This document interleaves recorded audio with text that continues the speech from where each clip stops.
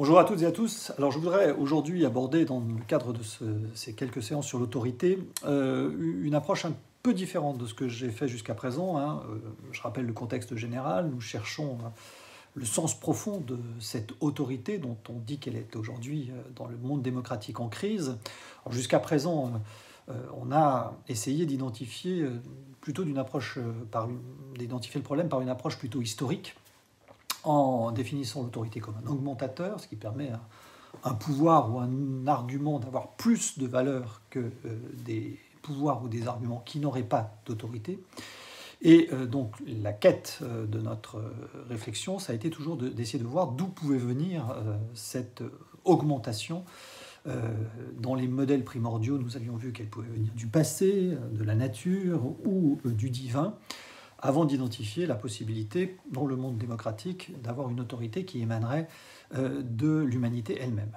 Alors, je voudrais aujourd'hui faire un tout petit pas de côté par rapport à cette approche historique, généalogique, et identifier plutôt l'autorité à partir de ses modèles, de ses grands modèles, de sa typologie.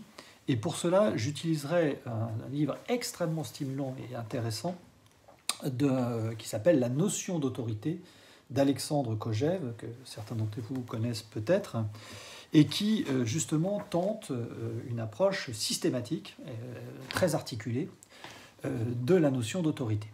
Et je voudrais reprendre ce modèle en le commentant, je vous l'avoue, un peu librement. C'est-à-dire je vais ne pas être forcément tout à fait fidèle à ce que dit Kojève dans tous les domaines, mais en tout cas, je pense en décrire néanmoins fidèlement l'esprit, si ce n'est la lettre. Quelques mots très rapides sur Alexandre Kojève. Donc, c'est d'abord ses dates d'existence, 1902-1968. C'est un personnage extrêmement singulier. Donc, il naît en Russie. Il émigre avec une partie de sa famille à l'occasion après la révolution de 17. Il doit gagner sa vie, bien qu'il émane d'une famille extrêmement riche, mais effectivement ruinée par la révolution bolchevique.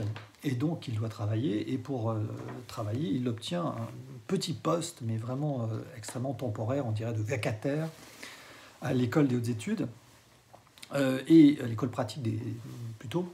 Et il fait un séminaire, parce qu'il a une formation de philosophie, il a un doctorat de philosophie, très, très bien formé, sur Hegel, séminaire qui va avoir un impact tout à fait majeur pour la formation d'une génération intellectuelle française, puisque dans ce séminaire, même s'il est assez discret et avec très peu de monde, d'ailleurs il n'y avait pas tout à fait assez de monde, et chacun venait avec son conjoint ou son épouse pour gonfler en quelque sorte les effectifs et permettre à Kojève de continuer de travailler. Mais dans ce séminaire, il y avait des noms effectivement très très importants, puisqu'il y avait Raymond Aron, Roger Caillois, Maurice Merleau-Ponty, Jacques Lacan, Georges Bataille, Raymond Queneau, enfin vous voyez, vraiment la crème de la crème, même si c'était encore des petits. Et donc, séminaire qui a été extrêmement marquant sur Hegel, très difficile auteur, mais justement, la connaissance que Kojève avait de cet auteur, la connaissance intime, a permis de former toute une génération. Lui-même, après la guerre notamment, il se retrouve sans emploi. Il n'a pas de carrière universitaire. Il va être embauché par le ministère français du Travail. Il va négocier des accords internationaux. Oui, j'ai oublié de dire que famille extrêmement cultivée, il est le neveu du peintre Kandinsky, fameux peintre d'art contemporain. Et par ailleurs, on a appris un peu récemment qu'il était à ses heures perdues officier traitant du KGB. Voilà le personnage, vous voyez, haut en couleur, avec des facettes extrêmement variées. Mais au-delà du caractère très romantique du personnage, c'est vraiment sa modélisation qui m'intéresse ici et que je voudrais présenter, encore une fois, très librement, sans forcément en suivre la lettre, mais en présentant l'esprit. Alexandre Kojève identifie 4 types majeurs d'autorité. 4 types majeurs d'autorité qui se résument à un terme pour chacun d'entre eux. Le père, le maître, le chef et le juge. Le père, le maître, le chef et le juge. Et je voudrais essayer d'exposer le sens profond de ces 4 types. Le sens profond de ces 4 types qui correspondent, dit Alexandre Kojève, à chaque fois à des auteurs précis, c'est-à-dire que dans l'histoire de la philosophie ou de la pensée de façon générale, ces 4 modèles ont eu, disons, un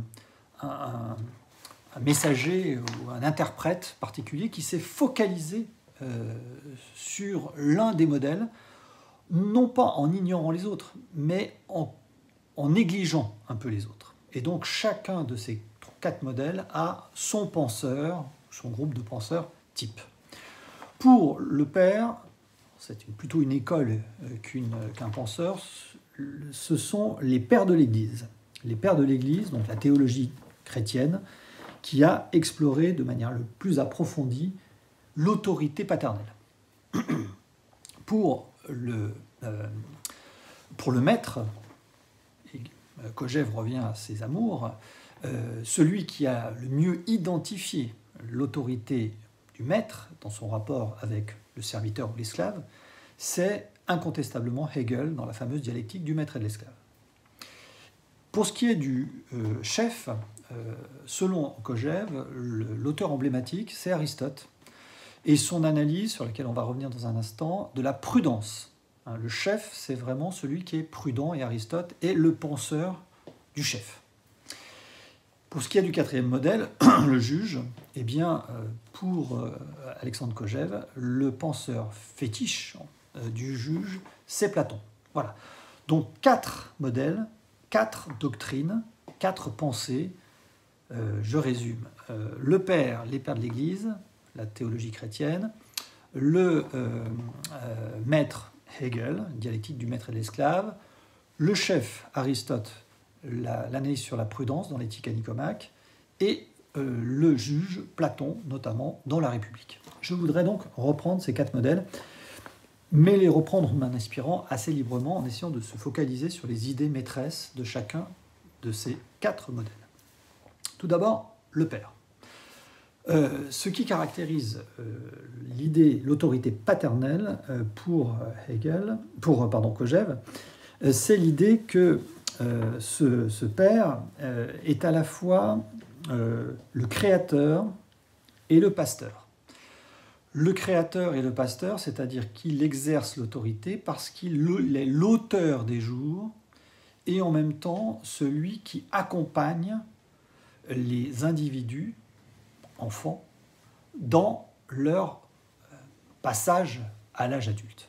Donc à la fois auteur des jours et éducateur, si l'on veut, créateur et pasteur. Créateur et pasteur, le pasteur c'est celui qui accompagne, qui permet de guider. L'image la plus nette de cette modélisation, c'est le père guidant ses enfants vers sa propre maison. Alors je voudrais simplement essayer de bien comprendre le sens profond, parce qu'on pourrait dire, effectivement, si le père, l'autorité paternelle, le père est l'auteur des jours, des gens sur lesquels il exerce son autorité, eh bien, d'une certaine façon, il peut en user, mais aussi en abuser. C'est souvent l'image de la fonction paternelle que l'on avait jadis. La fonction paternelle, c'était que le père était le propriétaire, en quelque sorte, des enfants. Et ces enfants, comme dans la France d'Ancien Régime, il pouvait les faire embastiller, les punir, voire les tuer s'il considérait que, franchement, il déconnait grave. Ça pourrait être un peu trivial. Donc, vous voyez, c'est une figure extrêmement autoritaire.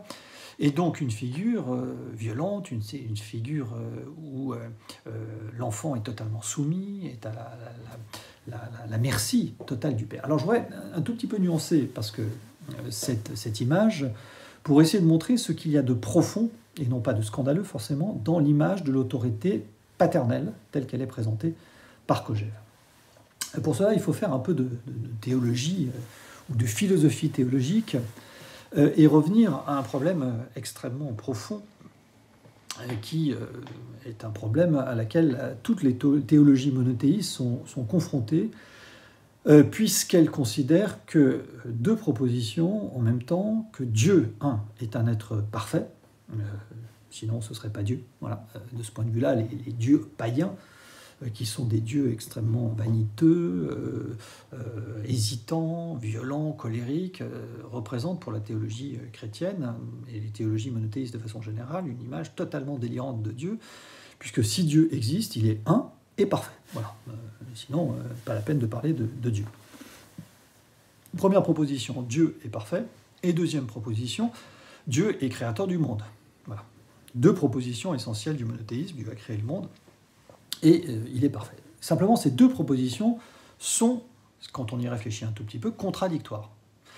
Pourquoi ? Parce que si Dieu est parfait, la perfection, c'est le fait de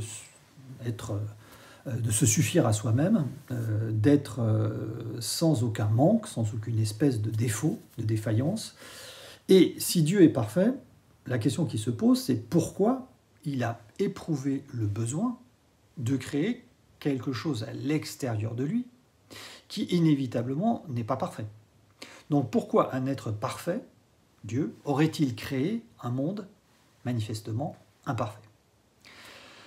De deux choses l'une, soit Dieu est parfait et il n'a pas créé le monde, soit Dieu est imparfait, mais il n'est pas Dieu. Voilà. Pour résumer les choses de manière un peu brutale, soit Dieu est parfait, mais il n'a pas créé le monde, soit le monde existe, mais dans ce cas-là, Dieu n'existe pas, c'est-à-dire que Dieu ne peut pas être parfait. Alors c'est dans cette perspective que certains penseurs, comme Spinoza, ont envisagé cette fameuse proposition selon laquelle Dieu est le monde. Deus sive natura, Dieu, c'est-à-dire la nature. Dieu, c'est-à-dire la nature, Dieu est un être parfait, et la nature est un être parfait. Ce sont deux points de vue possibles sur Dieu. La question est de savoir c'est qui a ces deux points de vue possibles sur Dieu, mais je laisse ça de côté. Alors, vous voyez que le problème est terrible, parce que, au sens strict du terme, et c'est un argument que les philosophes païens avaient à l'égard de cette idée de la création, ils considéraient que la création était une absurdité, inconcevable. Selon le vieil argument, ex nihilo fit nihil, de rien, rien ne peut naître. C'est-à-dire que vous ne pouvez pas envisager une création ex nihilo, une création à partir de rien. Il faut toujours qu'il y ait quelque chose pour que quelque chose d'autre arrive, advienne, par reconfiguration. Alors face à cette difficulté très grave, la théologie juive, chrétienne, a utilisé une argumentation qu'on trouve déjà dans la Kabbale, la théorie du Tzimtzum, la doctrine ou la pensée du Tzimtzum, et puis ou dans le christianisme, sous la forme de ce qu'on appelle la théorie de la kénose, ça s'écrit K-E-N-O-S-E, kénose. Théorie de la kénose qui consiste à dire que si Dieu est vraiment parfait, c'est qu'il est tout-puissant. Or, la définition de la tout-puissance, c'est de pouvoir tout faire, y compris de se faire moins puissant. La définition de la toute-puissance, c'est de pouvoir tout faire, y compris de se faire moins puissant. Or, Dieu est tellement puissant qu'il a aussi la puissance de décider d'être moins puissant. C'est-à-dire de décider de laisser de la place, de laisser émerger hors de lui un univers qui n'aurait pas sa perfection, un monde qui n'aurait pas sa perfection. Et cette perfection plus cette imperfection, ça crée une sorte de monde plus que parfait. Vous voyez l'argument qui est très, très théorique, c'est l'idée, alors qu'on trouve d'ailleurs dans la mythologie. La mythologie, c'est souvent l'affrontement entre... je laisse ça de côté, mais on trouve cette idée déjà de quelqu'un qui est très puissant et la petite personne moins puissante lui dit « Mais si tu es très puissant, ne pourrais-tu pas te transformer en goutte d'eau puisque tu es très très puissant ?» Évidemment, la personne dit « Bien sûr, je peux me transformer en goutte d'eau. » Et se transformant en goutte d'eau, l'autre avale la goutte d'eau et les choses sont terminées. Et la puissance est incorporée. Voilà, donc on trouve cette idée. Mais là, vous voyez, c'est une idée qui devient une idée métaphysique puisqu'il concerne l'origine même du monde.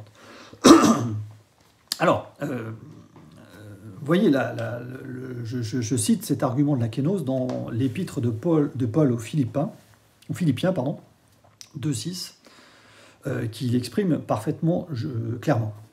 Lui qui est de condition divine, donc qui est potentiellement, effectivement, tout à fait puissant. Lui qui est de condition divine n'a pas revendiqué jalousement son droit d'être... Alors il parle du Seigneur, de Jésus.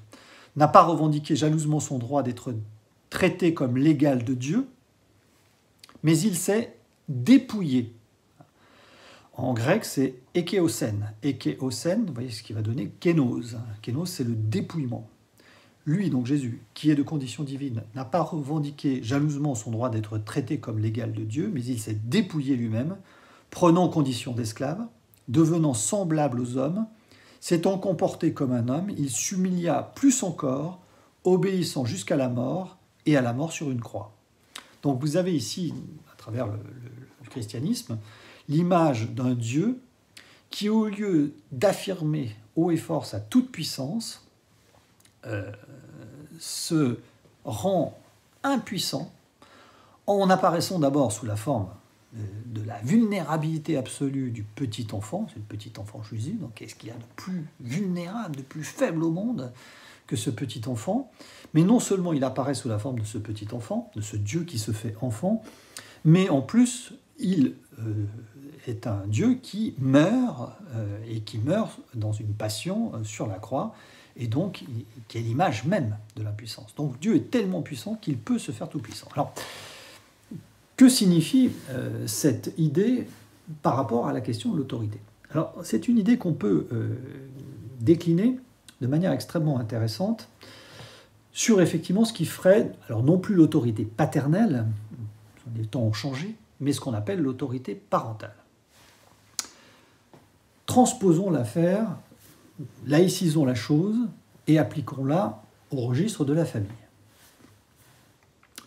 Pour un tout petit bébé, ses parents sont des dieux.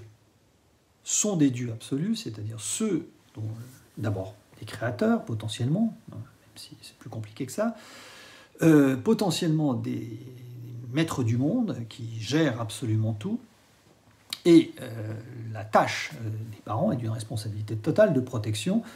Le petit enfant prend très vite conscience que sans ses parents, en tout cas sans les adultes, il ne peut pas survivre. Sa survie est impossible. Contrairement au monde animal où, sans les parents, les animaux, même s'ils ont très peu de chances de vivre, peuvent arriver à survivre. Et donc, en dépit de cette difficulté, donc pour les enfants, les parents sont tout. Mais si les parents aiment leurs enfants, la fonction principale d'un parent, c'est de faire en sorte que ses enfants grandissent.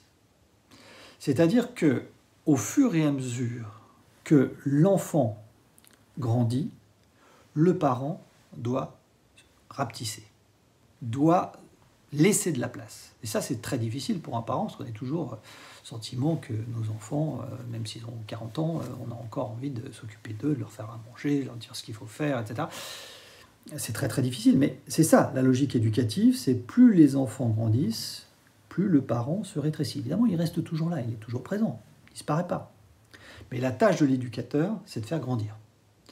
Et si on le fait, c'est par amour. C'est exactement la doctrine de Dieu, c'est que si Dieu a créé le monde, si Dieu a créé les hommes, c'est par amour. C'est par amour, c'est-à-dire c'est par amour que Dieu s'est fait plus petit, accepte de rapetisser, accepte de renoncer à sa toute-puissance pour faire émerger l'humanité, la création à l'extérieur de lui. Pour ne pas être... il est au service. Et donc l'autorité paternelle, telle que la conçoit ici Cogget, ou telle qu'on peut la concevoir, c'est plutôt une dynamique. C'est pas la soumission de l'enfant au père, son créateur, c'est vraiment l'idée que plus le parent est aimant, plus il doit veiller à laisser de la place à l'enfant qui grandit. Voilà la figure de l'autorité paternelle, ou on dirait aujourd'hui parentale. C'est exactement cette tâche, c'est-à-dire faire en sorte que les enfants grandissent et pour cela accepter de rapetissir au fur et à mesure que les enfants grandissent, deviennent adultes. C'est une autorité, comme on le disait à propos de saint Augustin, une autorité de service. Saint Augustin est évidemment aussi un penseur de cette forme d'autorité, une autorité de service. Donc voilà le premier modèle, autorité parentale, autorité paternelle, faire en sorte que l'autorité est d'autant plus forte qu'elle s'exerce au bénéfice de celui qui s'y soumet. Voilà l'image de l'autorité paternelle. Deuxième modèle qui est le modèle de l'autorité du maître. Et ici, Kojève fait référence à la dialectique du maître et de l'esclave chez Hegel, dont je vais rappeler rapidement la logique. Là aussi, pour montrer que c'est une dynamique et pas simplement un modèle fixe d'autorité. Hegel, pour le dire très vite, toute l'œuvre d'Hegel est construite sur des dialectiques. Alors dialectique, ce n'est pas simplement thèse, antithèse, synthèse. Dialectique, c'est un processus historique pour Hegel, un processus logique et historique, c'est-à-dire chronologique et logique, qui rythme en quelque sorte l'histoire. Et je rappelle la structure fondamentale d'une dialectique. Une dialectique procède toujours en 3 temps. Le premier temps, c'est le moment d'une sorte d'identité mais non déployée. Une identité non déployée, quelque chose où tout est présent, mais de manière non déployée. C'est le moment de l'identité où la figure que prend Hegel, c'est le moment du germe. Vous voyez, dans la graine, il y a tout. Dans un petit ovule, là, au départ, au ovocyte, la zygote, il y a tout, tout le potentiel génétique, mais non déployé. De ce point de vue-là, toutes les graines se ressemblent. Identité. Le deuxième moment, pour Hegel, c'est le moment de la différence. C'est le moment où, justement, les potentialités se déploient. Elles se déploient de manière parfois contradictoire, puisqu'en fait, certes, toutes les graines se ressemblent, mais toutes les plantes sont différentes. Toutes les zygotes sont à peu près pareilles, mais les individus, nous avons un phénotype qui est extrêmement variable, nous avons nos traits spécifiques, et très rare, 2 individus qui se ressemblent parfaitement, hormis des jumeaux. Donc, très très différent. Ça, c'est le moment de la différence. Identité, différence, le deuxième moment est un moment de contradiction. Et puis le troisième moment, c'est le moment de la réconciliation. Hegel appelle ça le moment de l'identité et de la différence, c'est-à-dire le moment qui réconcilie à la fois l'identité primordiale, les contradictions initiales, dans un troisième moment qui correspondrait au fruit. Le fruit, c'est ce que produit la plante, issue elle-même de la graine, et ce fruit va produire potentiellement ensuite plusieurs graines. Voilà. Donc voilà le rythme de la pensée de Hegel, et pour lui, c'est le rythme de la réalité elle-même. Dialectique. 3 temps. Il applique ça. Un des exemples de dialectique, c'est la relation du maître et de l'esclave. Et je voudrais dire un mot de cette thèse extrêmement puissante et extrêmement profonde. Pour ça, je vais sortir de la logique de Hegel pour entrer dans une logique peut-être plus familière à certains d'entre vous. C'est le moment, sans faire de démagogie, le moment du passage à l'adolescence. Vous en êtes sortis, bien sûr, vous êtes des jeunes adultes. Mais le moment du passage à l'adolescence, ou plutôt le moment de sortie de l'enfance, l'entrée dans l'adolescence. Donc je le disais tout à l'heure, quand on est petit, les parents, pour nous, sont formidables. Ils constituent le tout, c'est la familiarité, c'est l'évidence. Voilà. Le monde se réduit au monde parental ou au monde familial. Puis arrive l'adolescence, la puberté, et quelques moments, et là, il y a quelque chose qui se passe qui caractérise une crise. Jusqu'au-là, l'enfant existait dans le récit que les parents faisaient de lui. D'ailleurs, les enfants adorent quand les parents racontent comment ça se passait quand ils étaient petits, l'épopée familiale, ça on adore. Comme par hasard, dès qu'on est adolescent, on ne supporte plus ce type de récit, surtout si les copains sont là. Et quand on dit « Ah, quand tu étais petit, tu faisais ça », arrête, je ne veux plus en entendre parler. Pourquoi ?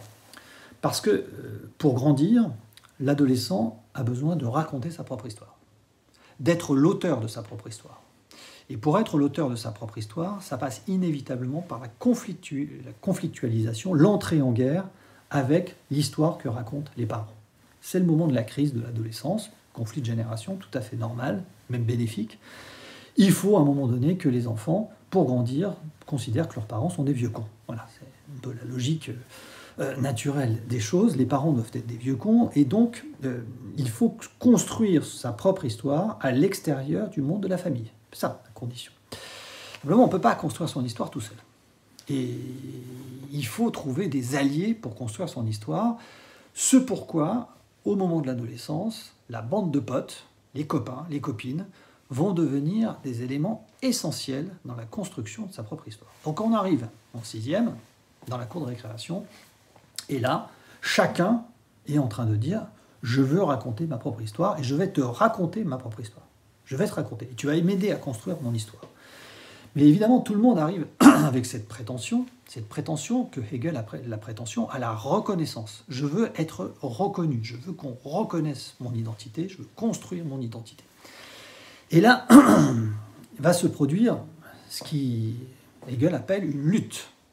Vous voyez, le mot de l'identité est ici, tout le monde a envie d'être reconnu, mais va se produire une lutte, c'est-à-dire une lutte, une contradiction entre les désirs de reconnaissance.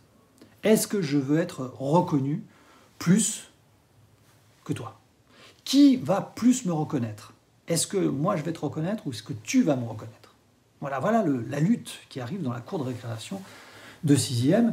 Et certains vont prendre beaucoup de risques pour être reconnus. Vous voyez, le type même du risque, c'est celui qui, le jour de la rentrée en 6e ou en 5e, au lieu d'être tout effrayé, va dire « ouais, c'est super », il va faire un gros mot, et il va devenir, à partir de là, populaire. On va dire « waouh, quel courage !» Voilà, lui, il a pris des risques avec sa lutte pour la reconnaissance. Il va devenir le populaire. Les autres seront des bolosses. Les autres seront des victimes. Les autres seront des victimes, c'est-à-dire les autres diront ah, il est reconnu, et donc ils vont faire le boulot de reconnaissance de l'identité de celui qui sera le populaire. Bien se met en place, à partir de là, une relation de maître et d'esclave. Le populaire sera le maître, les bolosses, les victimes, seront les esclaves. Et cette relation va se construire, chacun d'ailleurs construisant son identité, mais dans une logique de contradiction entre le maître et l'esclave. L'histoire de cette relation, c'est vraiment l'idée que le maître va demander constamment à ses esclaves de dire « reconnaissez-moi comme maître, reconnaissez-moi comme identité, racontez mon histoire, aidez-moi à me construire. Et vous n'êtes rien, vous êtes des machines à produire des histoires. » Mais il va se produire progressivement une inversion des choses. D'une part, le maître va être assez déçu d'avoir autour de lui que des machines à produire son histoire. Être reconnu par des machines, c'est pas terrible. Donc si les gens sont trop serviles, eh ben, d'une certaine manière, cette servilité va produire du moins que rien.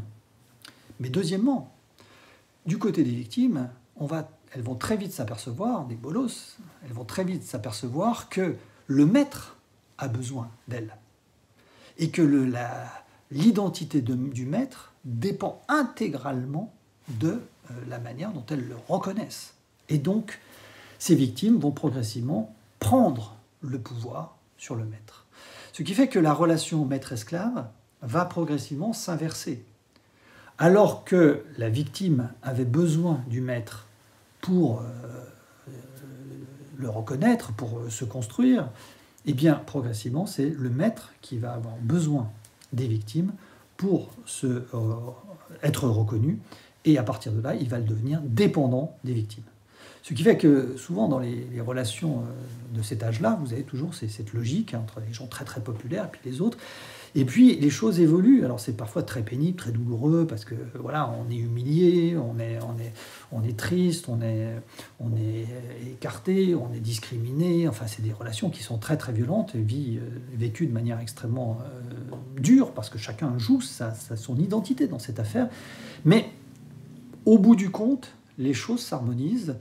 Et même si on a eu des moments très douloureux, au bout du compte, eh bien, on arrive, et c'est ça la résolution de la situation, à faire en sorte qu'à la fin de l'adolescence, eh bien, les relations soient équilibrées entre les victimes et les bolosses, entre les victimes et les populaires. Progressivement, les relations s'équilibrent et les gens sont suffisamment solides et suffisamment construits pour entrer dans la vie et dans la vie adulte.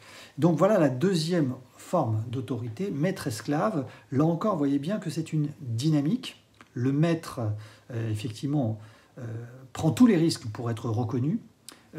la victime accepte plutôt de reconnaître que d'être reconnue, mais au bout du compte, les relations s'équilibrent et c'est cette deuxième forme d'autorité qui est présente. Je m'arrête là pour les 2 premières formes et je fais une deuxième séquence pour les 2 autres formes qui restent, à savoir le maître et le juge.